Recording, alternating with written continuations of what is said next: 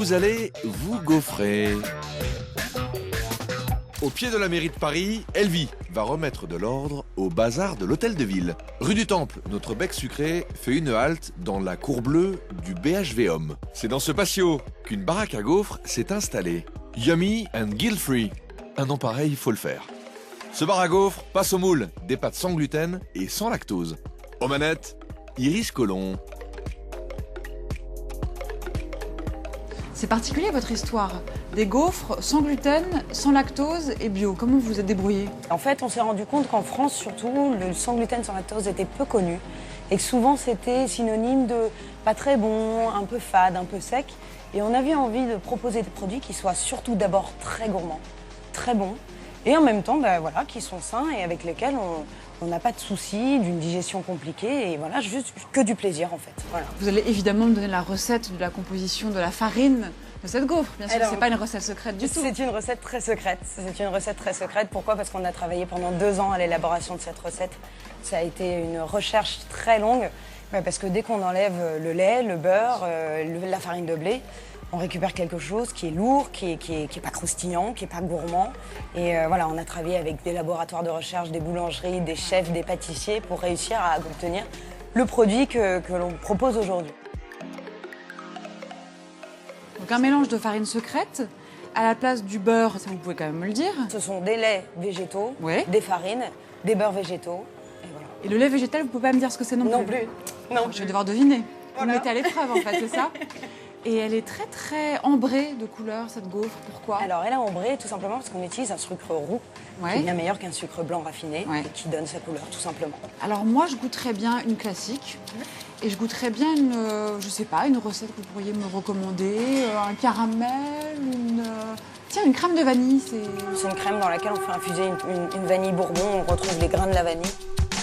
Elvie commande ses petites gaufres à neuneux et file ce goinfret à 2 pas de la baraque. Bon, avant tout, je tiens quand même à signaler que c'est très très très mignon. Comme un petit esquimau, le nœud, la jolie couleur un peu ambrée.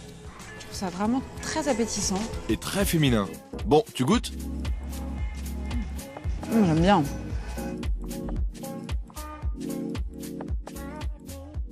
Alors, tu aimes? C'est bon.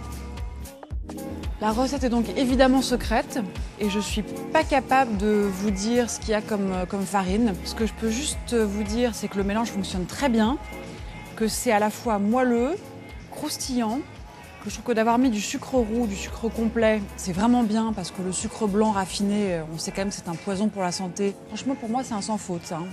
Et pour du sans gluten, quand même, vraiment chapeau. Hein. Du sans gluten, mais du secret défense.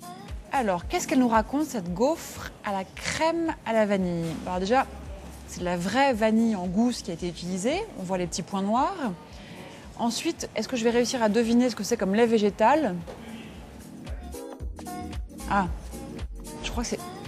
J'ai l'impression que c'est du lait d'avoine, mais je suis pas sûre. Je peux me tromper, de toute façon, comme je ne saurais pas la vérité.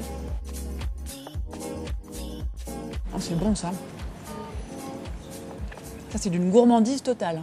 Cette vanille est hyper parfumée. Je craignais que la pâte soit un peu détrempée parce que la crème est quand même très liquide et en réalité, non. Il faut quand même la manger vite. Enfin, de toute façon, une gaufre, ça se mange rapidement. Hein. On ne la laisse pas traîner pendant des heures. Il faut vraiment la manger dès qu'elle sort du gaufrier.